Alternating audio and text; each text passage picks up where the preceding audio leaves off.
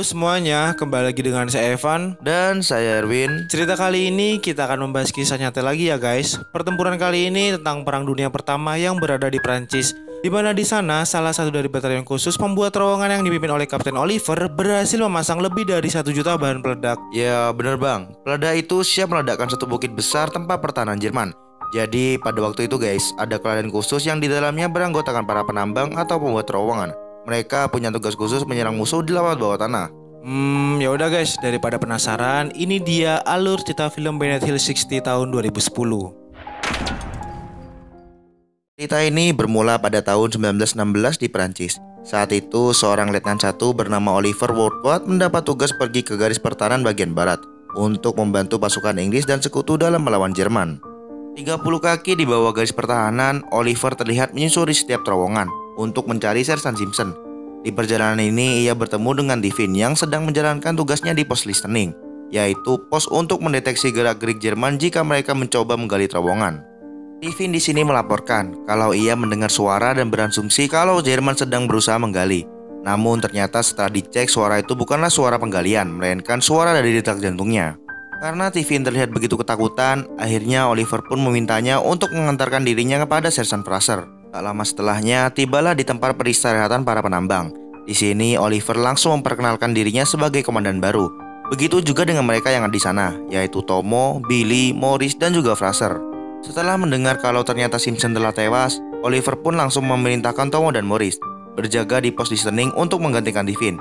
Karena Divin yang kelihatannya masih kurang pengalaman dan ketakutan, akhirnya ia pun diminta untuk mengantarkannya di ruang perwira.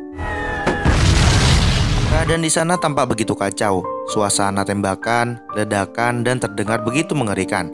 Banyak dari pasukan yang tewas dan terluka parah. Bahkan Divin juga terlihat semakin panik dengan kondisi peperangan yang begitu kacau itu.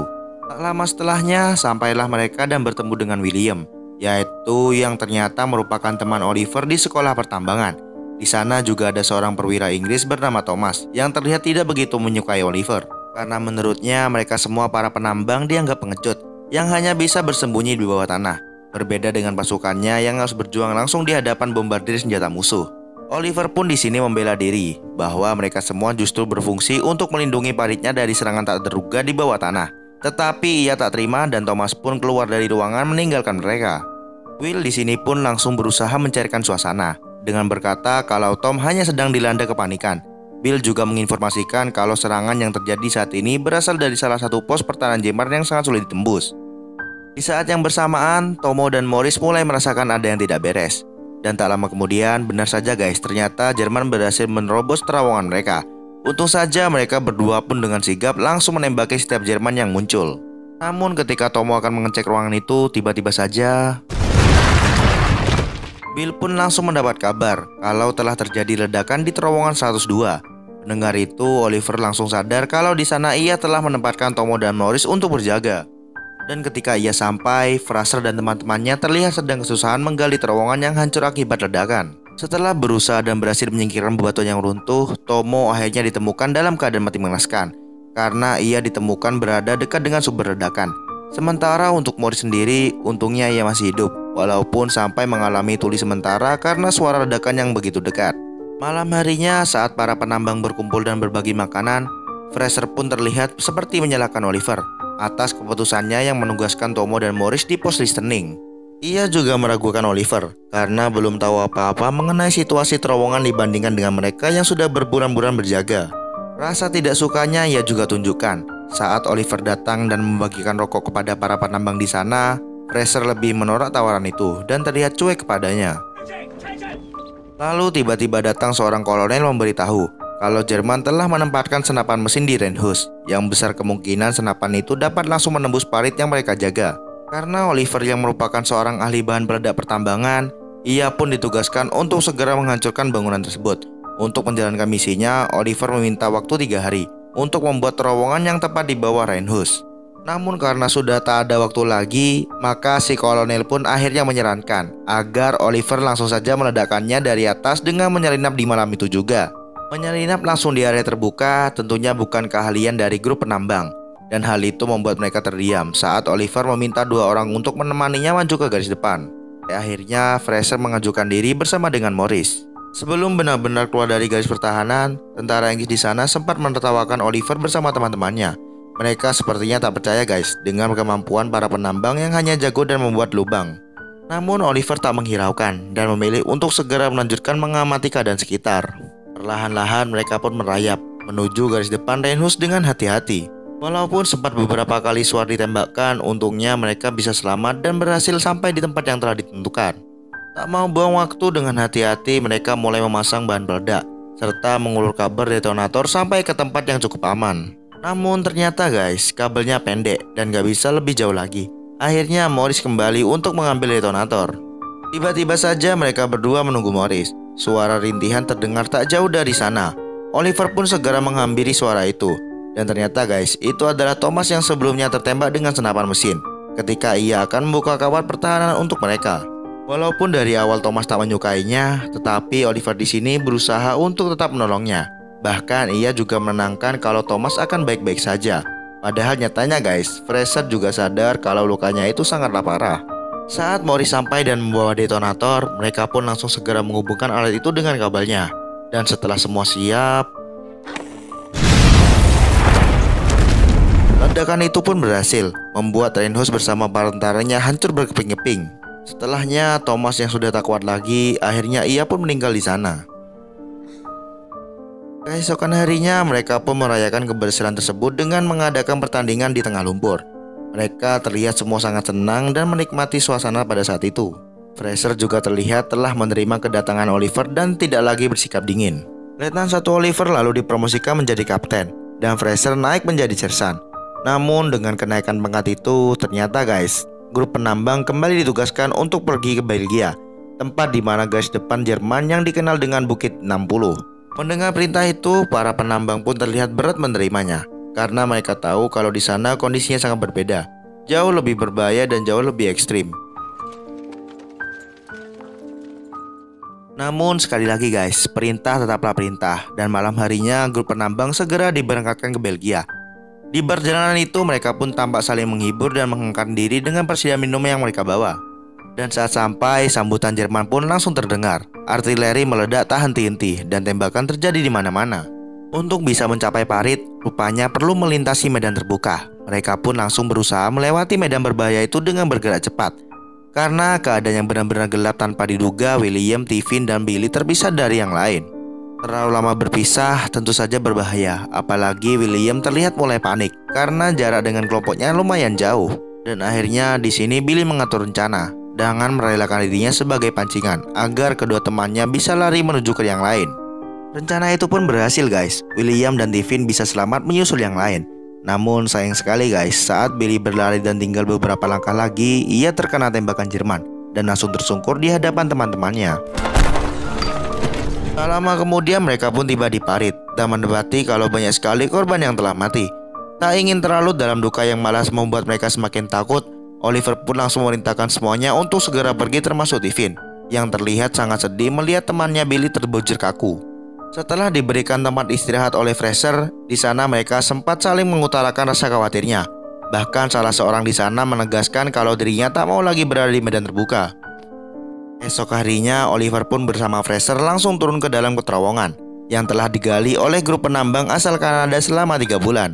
Berbeda dengan terowongan yang pernah digali Oliver, terowongan di sini berada di bawah permukaan laut, yang menjadikannya adanya rembesan dan genangan air. Bahkan saking banyaknya air nih guys, beberapa orang di sana pun harus secara manual memompa air tersebut keluar dari terowongan. Tak lama kemudian sampailah mereka ke kedalaman 90 kaki atau lebih tepatnya di bawah Bukit 60, yaitu garis pertahanan Jerman. Di sana mereka pun bertemu Mayor Not, yaitu pimpinan dari grup penambang asal Kanada.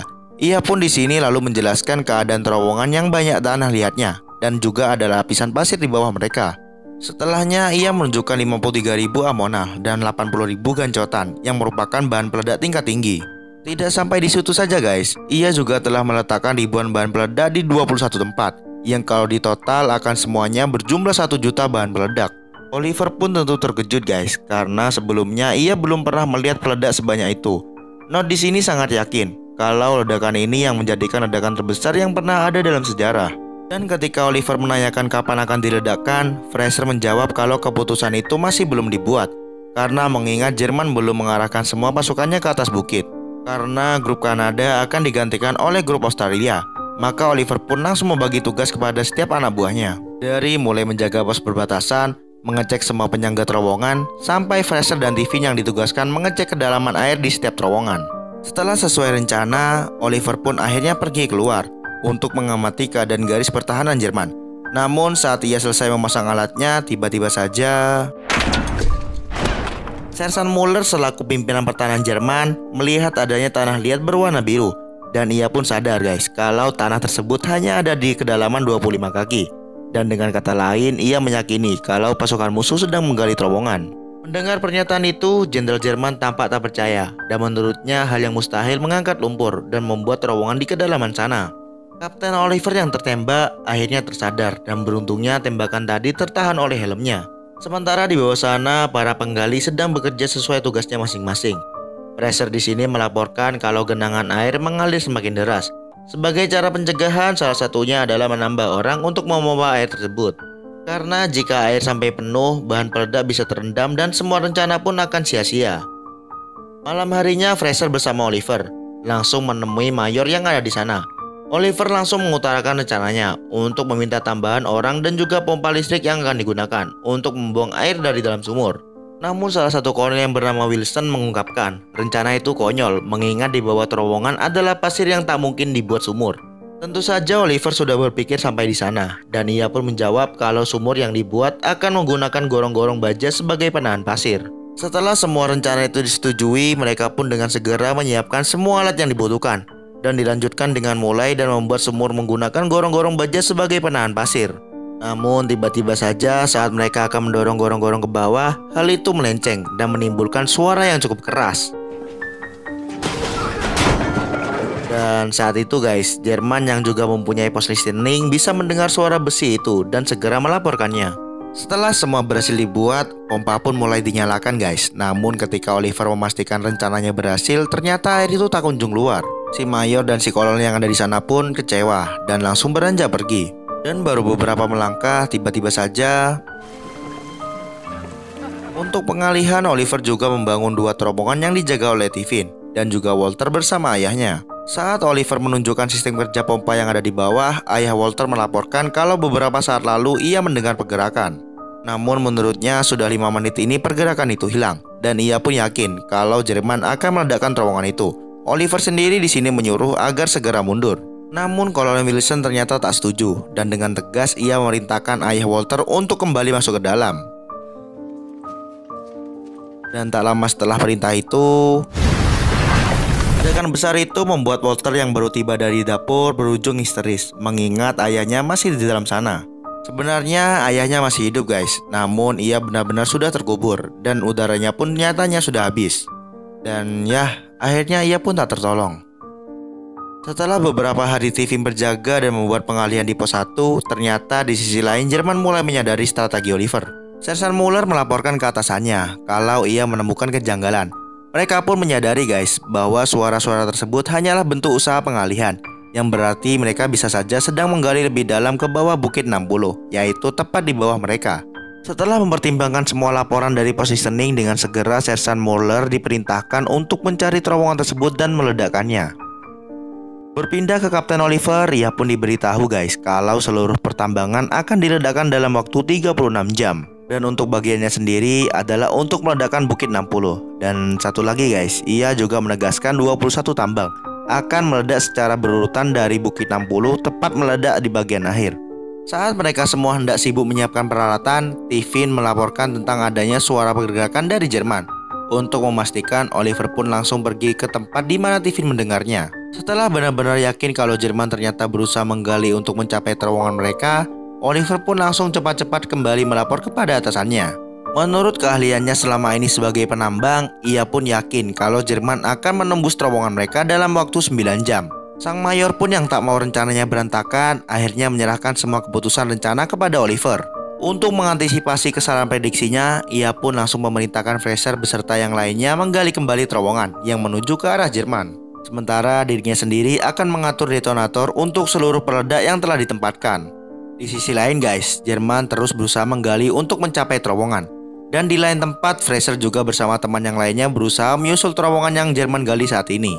Dan setelah mereka tinggal beberapa meter lagi bertemu, Fraser, Tiffin beserta yang lainnya langsung memasang bom. Dan setelah bom terpasang, setelah terowongan Jerman berhasil diledakkan, mayor di sana pun langsung memberi perhatian bahwa dalam waktu 5 menit seluruh terowongan akan diledakkan. Keadaan di sana pun seketika hening dan seluruh serangan langsung berhenti. Sementara di sisi Jerman sendiri, sepertinya Jerman di sana sudah menyadari kalau semuanya akan segera berakhir. Namun di bawah sana guys, tiba-tiba saja Tiffin terjebak karena ia berada di posisi paling belakang. Fraser pun langsung berlari untuk meminta Oliver menunda peledakan. Dan merasa sudah tak mungkin lagi diselamatkan, akhirnya Tiffin pun berteriak dan menyarankan agar teman-temannya pergi meninggalkannya. Saat Fraser tiba, ternyata rangkaian ledakan sudah dimulai. Dan 15 detik lagi Bukit 60 meledak di urutan yang terakhir.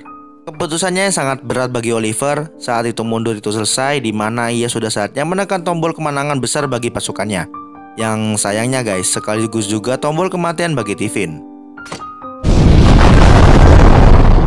4 tahun kemudian, saat Oliver ingin mengadakan foto bersama pernikahannya, ia pun terlihat menangis karena ia tak mampu menyelamatkan Tiffin saat itu. Seseorang yang digambarkan pemberani dan sangat setia kepada Oliver walaupun ia tahu anak itu sebenarnya seorang penakut.